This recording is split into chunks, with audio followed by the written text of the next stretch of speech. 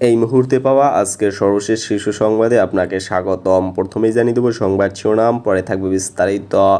জানাবো কোটা আন্দোলনে ষড়যন্ত্রকারীদের নাম পেয়েছি, শীঘ্রই অভিযান, বললেন হারুন। থাকছে বিএনপির কার্যালয় থেকে ১০০রও বেশি ককটেল উদ্ধার, গ্রেপ্তার ৭। এবং আর থাকছে কোটা সংস্কার আন্দোলন, সারা দেশে বিক্ষোভ, সংঘাত, নিহত ৬। শুনছিলেন সংবাদ শিরোনাম, এবারে বিস্তারিত।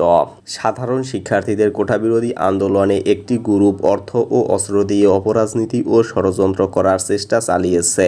তাদের সবার নামের তালিকা পেয়েছে ঢাকা মহানগর গোয়েন্দা পুলিশ অর্থাৎ ডিবি। বুধবার ১৭ জুলাই সকালে একথা জানান ডিবি প্রধান মোহাম্মদ হারুনুর রশিদ। তিনি বলেন, অর্থ অস্ত্র দিয়ে একটি গ্রুপ যেভাবে কাজ করছে, একই গ্রুপ গুজব ছড়িয়ে ভিন্ন খাতে নেওয়ার চেষ্টা চালাচ্ছে কোটা বিরোধী আন্দোলনে। যারা গুজব ছড়াচ্ছে ও অর্থ দিয়ে সহযোগিতা করছে, তারা অতীতেও ষড়যন্ত্র করেছে, আমরা তাদের ছাড় দেইনি। হারুনুর রশিদ বলেন, যারা রাজনীতিকে ভিন্ন খাতে নেওয়ার জন্য কোমলমতি ছাত্রদের ব্যবহার করে দেশের বিভিন্ন শিক্ষা প্রতিষ্ঠানে ভাঙচুর, অগ্নিসংযোগ, রেলের স্লিপার তুলে ফেলেছে, মেট্রো রেল বন্ধ করে দেওয়ার চেষ্টা করছে, তাদের সবার নাম পেয়েছি। তাদের বিরুদ্ধে শীঘ্রই ডিবি ও ডিএমপির একাধিক টিম অভিযান চালাবে। রাজধানীর নয়াপল্টনে বিএনপি কেন্দ্রীয় কার্যালয় থেকে ১০০রও বেশি ককটেল ও আগ্নেয়াস্ত্র উদ্ধার ও ৭ জন নেতাকর্মীকে গ্রেপ্তার করা হয়েছে বলে জানিয়েছেন ঢাকা মেট্রোপলিটন পুলিশের অতিরিক্ত কমিশনার ও গোয়েন্দা শাখার প্রধান মোহাম্মদ হারুনুর রশিদ। মঙ্গলবার ১৬ জুলাই দিবাগত রাতে তিনি সাংবাদিকদের এ তথ্য জানান। তিনি বলেন, বিএনপির কেন্দ্রীয় কার্যালয়ে অভিযান চালিয়ে ১০০টিরও ওপরে আমরা ককটেল পেয়েছি, ৫ থেকে ৬ বোতল পেট্রোল পেয়েছি, ২-৩টি রুমে ৫০০ লাঠি ছিল, ৬০টা দেশি বিদেশি অস্ত্র ছিল। ছাত্রদল ও অঙ্গ সংগঠনের ৭ জনকে গ্রেপ্তার করেছি, অনেকে দৌড়ে পালিয়ে গেছে। তাদের মধ্যে একজন ছাত্রদলের সাবেক সভাপতি শ্রাবণও ছিল। ডিবি প্রধান বলেন, আমরা যাদের গ্রেপ্তার করেছি তাদের জিজ্ঞাসাবাদ করব, তারা কোন উদ্দেশ্যে এগুলো রেখেছেন। কোটা সংস্কারের দাবিতে আন্দোলনের শুরুটা হয়েছিল বিশ্ববিদ্যালয়গুলোতে। সোমবার শিক্ষার্থীদের ওপর ছাত্রলীগের হামলা ও সংঘর্ষের পর মঙ্গলবার বিক্ষোভ ছড়িয়ে পড়ে সারা দেশে। শিক্ষা প্রতিষ্ঠান ছেড়ে রাস্তায় নেমে এসে সড়ক মহাসড়ক অবরোধ করেন শিক্ষার্থীরা।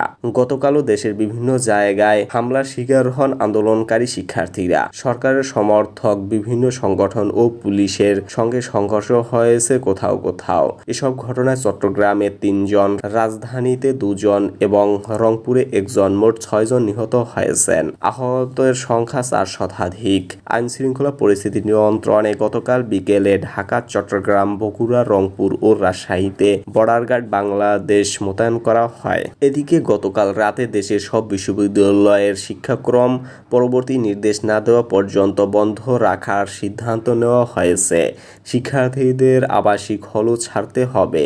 এ বিষয়ে নির্দেশনা দেওয়ার জন্য সরকারি ও বেসরকারি বিশ্ববিদ্যালয়গুলোর উপাচার্যদের চিঠি দিয়েছে বিশ্ববিদ্যালয় মঞ্জুরি কমিশন। বন্ধ ঘোষণা করা হয়েছে শিক্ষা মন্ত্রণালয়ের আওতাধীন মাধ্যমিক ও উচ্চ মাধ্যমিক পর্যায়ের সব শিক্ষা প্রতিষ্ঠান এবং পলিটেকনিক ইনস্টিটিউটগুলোর শ্রেণী কার্যক্রম। জাতীয় বিশ্ববিদ্যালয়ের অধিভুক্ত কলেজগুলো পরবর্তী নির্দেশ না দেওয়া পর্যন্ত বন্ধ থাকবে। এছাড়া বৃহস্পতিবার অনুষ্ঠেয় সব শিক্ষা বোর্ডের এসএসসি ও সমমানের পরীক্ষা স্থগিত করা হয়েছে। এর আগে সোমবার ঢাকা বিশ্ববিদ্যালয়ে আন্দোলনরত শিক্ষার্থীদের ওপর দফায় দফায় হামলা চালায় ছাত্রলীগ। এর প্রতিবাদে দেশের সব শিক্ষা প্রতিষ্ঠানে মঙ্গলবার বিক্ষোভ কর্মসূচি পালনের ডাক দেন আন্দোলনরত শিক্ষার্থীরা। এতে সাড়া দিয়ে বিশ্ববিদ্যালয়ের পাশাপাশি বিক্ষোভ করেন দেশের বিভিন্ন কলেজের শিক্ষার্থীরা।